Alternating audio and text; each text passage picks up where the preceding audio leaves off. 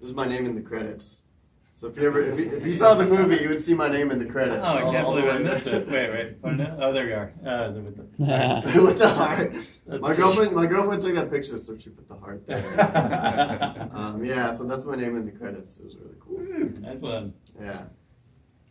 Always cool to have your name in the credits. So yeah, that's the last big professional thing I did in Blender. Here's a couple of my personal projects. I have a friend that does.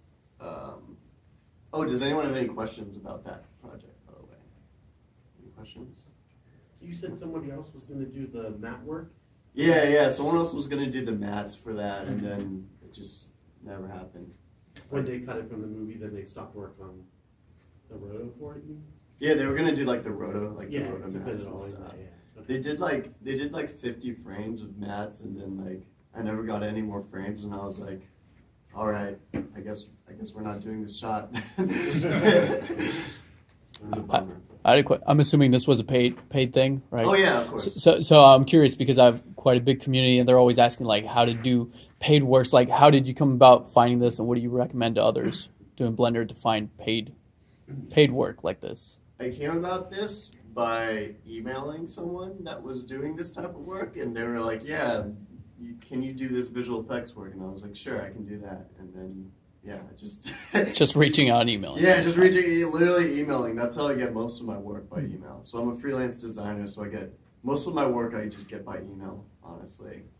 Just email random people you don't know, basically. So build your network. Yeah, that's how you build your network. Or you meet people, too. Okay, cool. Thank you. So you weren't a part of a VFX house? It was more of a freelance type of thing, even though it was a feature? Yeah. This guy, the guy that I worked with, he's actually a compositor, so he's a freelancer, and then he kind of outsources his compositing shots to like other freelancers. So it's like a small-ish studio. It is a feature film, but it is like a super small like bunch of people. So the good part of that is that my name in the credits is bigger than like ILM. Like they have like a bunch of people, So my name gets a bigger space in the credits. That's the most important. Yeah. So this was the next one that I was doing. I have a friend that does like symmetrical photography type stuff, and he sent me this shot along with a couple other ones. Load. The computer's slowing down. Maybe I'm gonna close. Oh no. I'll just do file new, so maybe this thing's slowing it down. Ouch. There you go. So my friend did this architectural photo that I thought was really cool, and so I decided I was gonna do like a whole big project on this, but it kind of like fell through. But I made this one scene. Hey Joe, can you shut the browser down just in case there's... Oh, the browser? Just in case there's some tab sucking up. Just close the That whole browser. thing? Yeah. Okay, yeah. Cool, thanks. There we go. Also, Blender. It looks like it's Blender.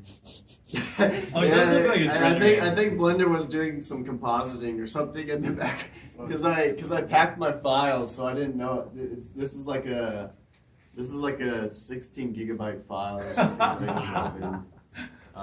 Do you mind if I just kill this? No, quick? go for it. I can tell you how to navigate back to it. Yeah. Let's see if I can kill that. There we go. Goodbye. My bad. Okay, so to get back to it, go see on the left, downloads, upper left.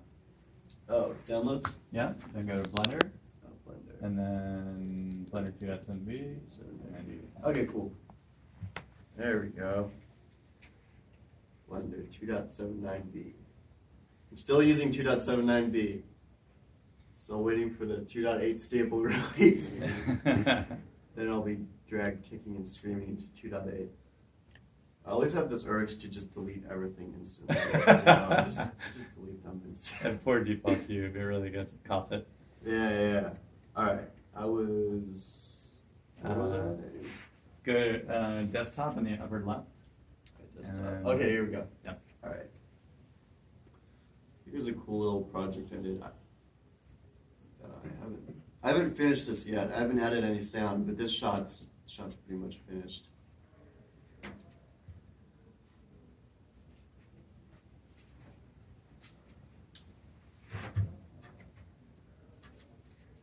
Here we go. Check it out. Nice.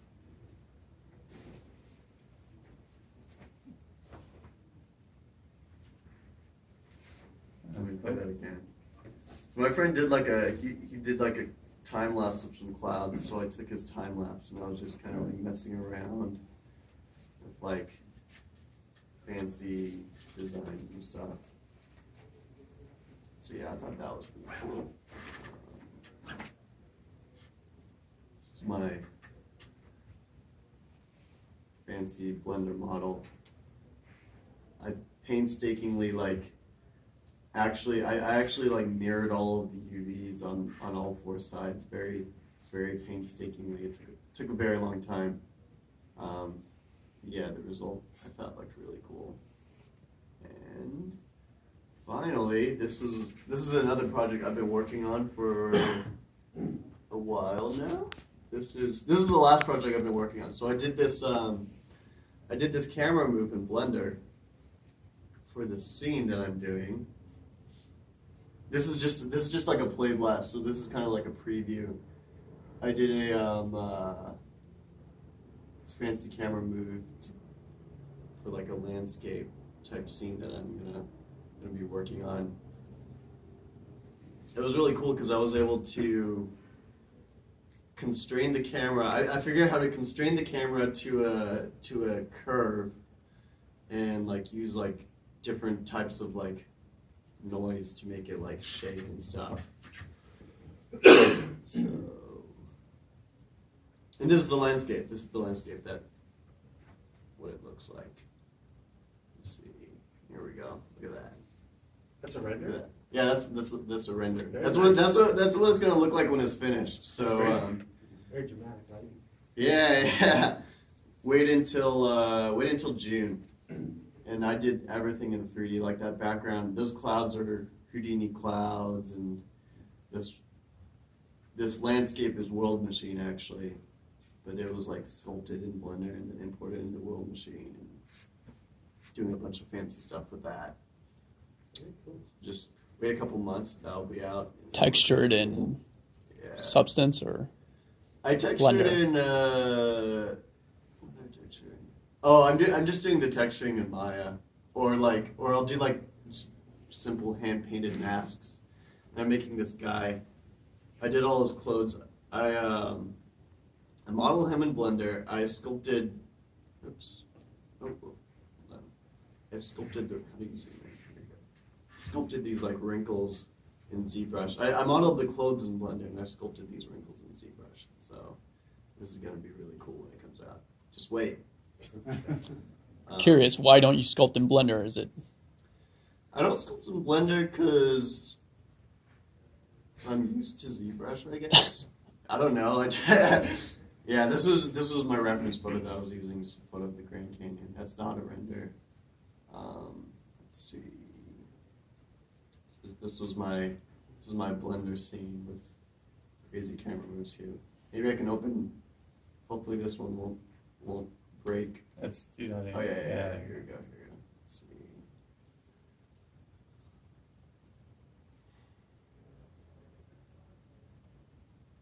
See if it breaks it.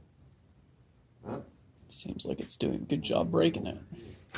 Yeah, I have like oh, there we go. I have like a super fancy computer at home, so I just push everything to the limit. So this camera was pretty crazy. It's a camera that whoops, hold on. I parented. I had this camera parent, then I was moving along a curve, and then I set it to look at this object, and then I have these two noises. There's regular noise, and then there's large noise. I think I baked this noise, so you can't really see. But the animation thing has like these modifiers that you can use to make noise. For camera shake? Yeah, for camera shake. I tried to do a camera shake by hand by like taking an actual camera and like motion tracking it and doing camera shake, but it didn't really look good, so I just did it like here because it's a lot more art directable when you can do it here and you can like kind of art direct it. And so I had like big noise and small noise influence and all this wacky stuff. And spent a long time on the camera move, which I'm pretty proud of, but it's gonna look really cool when it's done. So Right on. so yeah, that's all the projects I've been doing for the past couple months or so. Anyone have any questions? No. That the spaceship crashing, is that going to be a shot or a whole animation, like a short? I was gonna do like because I don't have time to do like a whole animation. So I was just gonna do like a teaser and just like release that like a fake teaser trailer kind of thing. Like I was gonna do this shot and another shot and then I'll just release that because it would take too long and too much money to do a short and I would just be broke. I would just go broke basically. But yeah, this is kind of like my little passion project that I'm doing on the side. So yeah. Nice. Can people find you anywhere? Do you have a website or? Yeah, find me at josephconover.com. So if you actually want to see more of my work, go to josephconover.com, and you can see some of the other stuff that I've done. Yeah, good. So some of it's in Blender. This one's in Blender. This one's really cool. So basically, yeah, here, go to my website. I designed the logo for Avengers Endgame, so that was really cool. But that was not done in Blender, so. Then the Wonder Woman credits. Oh yeah, Wonder Woman credits was done in Blender. So yeah, I have a bunch of stuff. Check out my website. More Blender stuff on there if you want to see it. Cool. It's gonna take forever to show everything, but there's a lot of stuff there. Check it out. I still need to update it. None of this stuff is on the website yet, but it will be soon. Cool. All right. Thank you. Awesome. So we get in front of the microphone here. So we strongly encourage any of you, if you have projects that you want to show, to come up and show them. We probably will have a little bit of time here. We normally dedicate like a whole hour just to show and tell, so people can show off their work. But in the interest of time, so come up to me during the next presentation if you want to show something. We'll work out how to do it, whether it's we'll open up your page, take a look, or give me a thumb drive, or hit your cloud drive, or whatever. Sean? Sure. I think it's your turn. Yeah. So for those that haven't seen Blender 2.8, we had a number of intro to Blender sessions on the World Blender Meetup Day. So I would say go check out those. We've also had them on previous talks. So yeah, check it out. This is the new real-time rendering viewport, which is effectively like a lot of game engines. They're trying to get PBR real-time to the level of like an Unreal or something like that. All right, go on up, Sean. You want Blender 2.79b? Yes, please. All right, I'll close 2.8 until you guys are ready for it.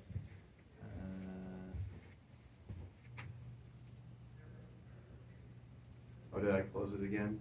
Yeah, that's all right. Just while he's coming up, we were getting some frame rate issues, although it could have been Blender 2.8 because when you closed it, I think things sped up a bit, just so you know. Okay, we had some accidental heavy-duty compositing happening in the background as well, so maybe that might have been part of it, but let us know if you see it again, and we'll see what we can do on this side. Thanks, Sean. Yeah, no problem. All right, so let me get you to the desktop. Mine's on the USB drive. Oh, that's right, it is indeed. Yeah. USB disk. There. Yeah. Okay. It's all yours, buddy. Introduce yourself. Right on. And Sure. and what you do. Do I need to be like looking at this thing as well? No, I'm looking at it on my phone, so I'll let you know if there's questions. Okay. So yeah, hi, I'm Sean. I don't know. I don't know what to look at. Look at the camera. Funky mouse. I'm Sean Kennedy. I'm a visual effects artist. Live right here in LA. Been doing this a long time, probably God, 18 years now, something like that. So worked on all kinds of stuff. You could, if you're into all that, you can go to I have a website called openvisualeffects.com. Can I bring that up? I guess I probably could, right? Yeah, absolutely. And then you can find out if you want to see all kinds of whatever you want to review. There you go. .com. This is my website. It's training stuff. Last year was pretty bad. I had a really busy year, so I didn't get to put up as many tutorials and things as I wanted. But there's all kinds of stuff here. The IMDb, if you want to see things I worked on, Facebook, Twitter, all that kind of junk. There's stuff about me. There's a thing on here that I like to, I reference a lot and I update a lot that I don't know if a lot of people know about. Oh, it's software. At the bottom of my software list, like this is just a list of like general software. Everybody usually knows about all this stuff. But at the very bottom, I keep this Google Doc of free and open source software that's related to anything, graphics related, illustration, rendering, PDF editing, just anything that would be useful. I don't leave it, this doc isn't editable for people, but anybody can go look at it. And I tell people, like, if you have if you notice a broken link or something, let me know, but it's huge, it's gigantic. And there's like everything, for, like OpenCAD, computer-aided design things. There's just tons of them. I've been keeping this list for probably around 15 years, something like that. Wow. So it changes all the time, and if you're ever looking for anything, wondering if there's a free version of it, it's right here at the bottom of my software list. Maybe not the bottom. Do you have a top 10 at the top of your list or anything like that? I don't. I used to have it. I haven't updated it. Bottom. At the bottom, I used to have a thing. Is it still there? Yeah, like if you want Adobe Flash, use Synfig. If you want Painter, use Creator in my Paint. So I have this thing, but it's not super updated. I haven't touched that part for a while.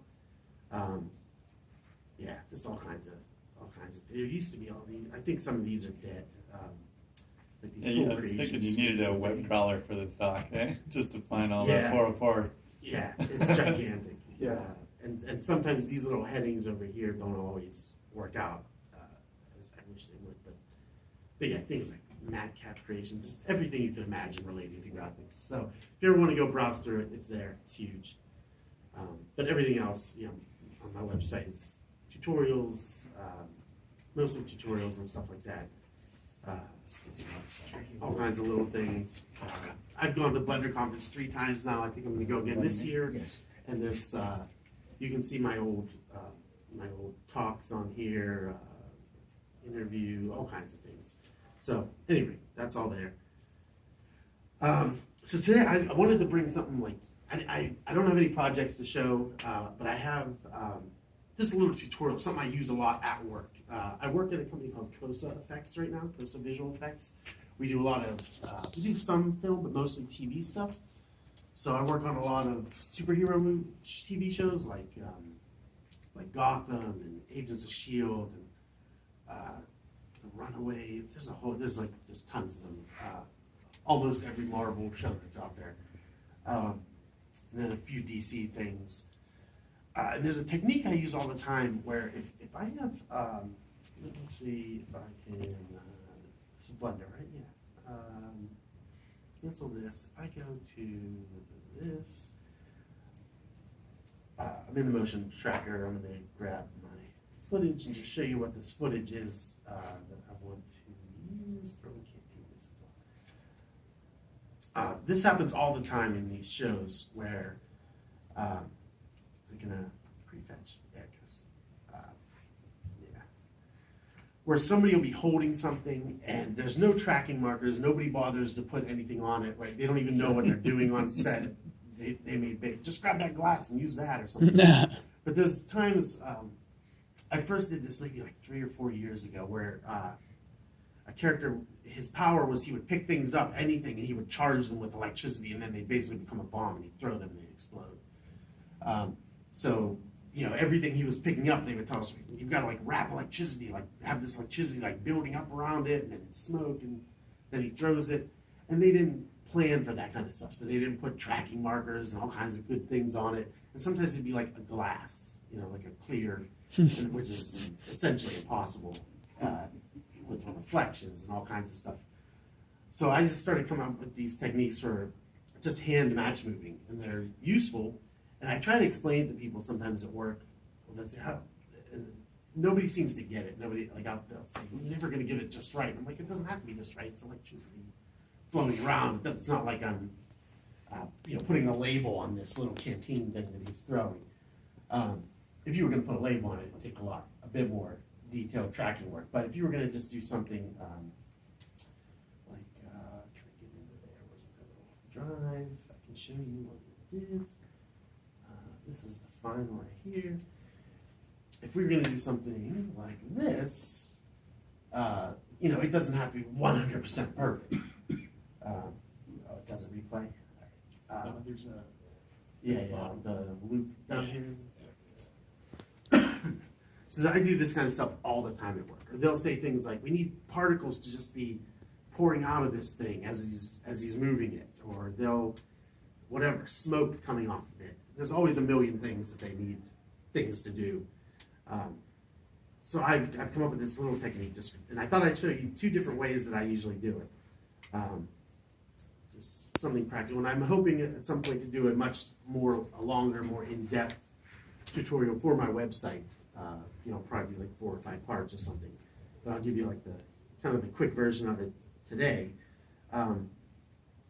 So what I would do, should we start with this one? Yeah, we can start with this one, I guess. I'm not going to track anything, actually. I'm just going to, this is all cheating as well. So if you're one of these people that like, what's your camera focal length for this shot? And blah, blah, blah. I have none of that. I'm throwing all that out. I'm just going right for it. So this is all cheating, which is what visual effects is. It's all cheating. So this is all valid. All right, so first things first, I will delete. I'm going to use the cube for once. I always like to kind of set this to there, drag it back, and drag it up. So it's just kind of like, it's not off in some weird corner wherever it starts at. And then I'm going to go into here, flip editor, grab my footage where it was. You can go through the whole, you can set it up through this whole panel on the left and all that, but you just go here and do that. It's done already. So first thing I usually do in something like this, what's that? I don't remove this, just drag it on. First thing I would do is kind of get the camera just roughly in the position that lock the camera button, so you can kind of move things around a little bit. You can select this and it'll kind of move around that. And I try and get the grid to just kind of look like it kind of lines up with the ground a bit. I don't know if you can see that on there, but it's just like a cheat to kind of get it lined. Again, it doesn't have to be perfect. I'm not changing the camera, so whatever it is, 35 probably is right. Let go. And then I would find a frame. Set this, that. I find a frame where I can see that canteen pretty good. I think there's one in here. That's pretty good, right? We get a pretty much of like a head-on view of it. It's kind of behind him, so most of the time he's holding it up here, so it's kind of the scale's a little off, but we're going to cheat all that too. So then what would I do? I guess I would just move this to there. Yeah, to start. This mouth is kind of funky. There we go. And I do, this is crazy, but I'll do the modeling in like local mode, which is strange to a lot of get used to, kind of, but I'll get it kind of like lined up. This is horrendous actually, but scale it up a bit. And then you can switch to local mode, right? And then you can kind of start. So, scale Z. If you tap, I imagine most people may know that, but if you're moving something, like if you hit G and move it around, and then you hit Z, it'll move it in world Z. If you hit Z twice, again, it'll move it in local Z. So I'm really in that habit of like, you know, if I need to scale it in Z, I'll hit SZZ. Now it scales it locally. And you can start kind of throwing things in where you know they're going to be. And these ones, I would do this, that, scale that down, but scale it in not local Z, if that makes sense. So it's pretty hacky. You know, you can see how hacky this is becoming, right? This is do this actually. Throw another loop in here because when I throw a subdivide on here, it will start looking crappy. And I'm not going to go through this whole process because this is painstaking, and that's what I have a website for. So you can do it on that. Yeah, this is the basics of it. Another one in here. Another one in here.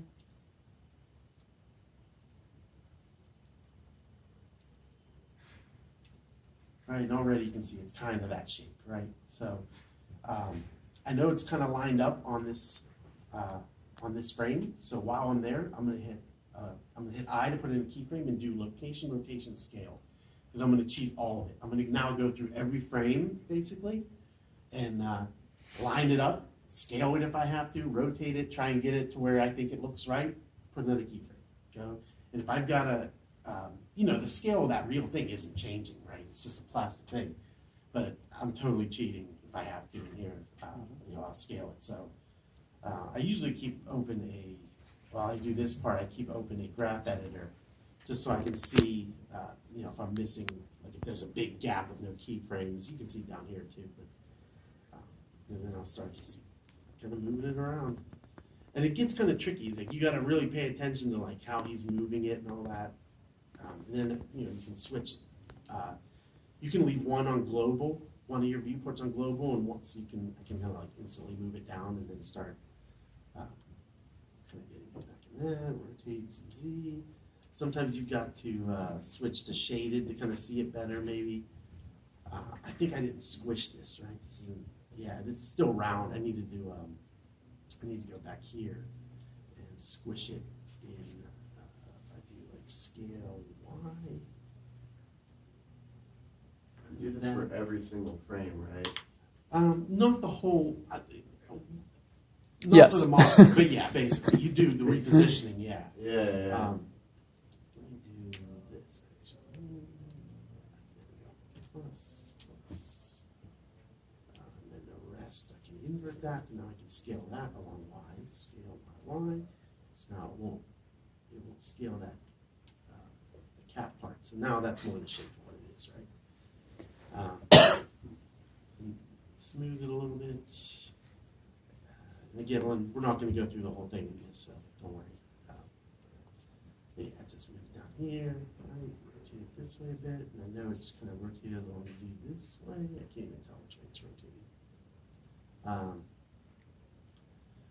Yeah, sometimes you gotta get it close and then watch how it moves to see which way it rotates, which is kind of a pain. Scale it down a tiny bit. Location, rotation, scale. Now I can kind of step back and try and see which way it's actually rotating. It is a little bit. This is not that much. Just a little bit. Rotate to the Z. Maybe like that. Right? Yeah.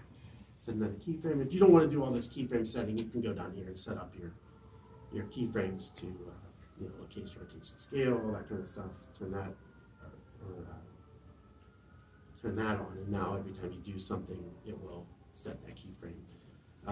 But I tend to, sometimes I'm not sure, I'll get confused. Like if I'm rotating it and I can't remember which way, so I don't want it to be setting a keyframe, so then I'll just change frames and it'll get rid of what I was doing.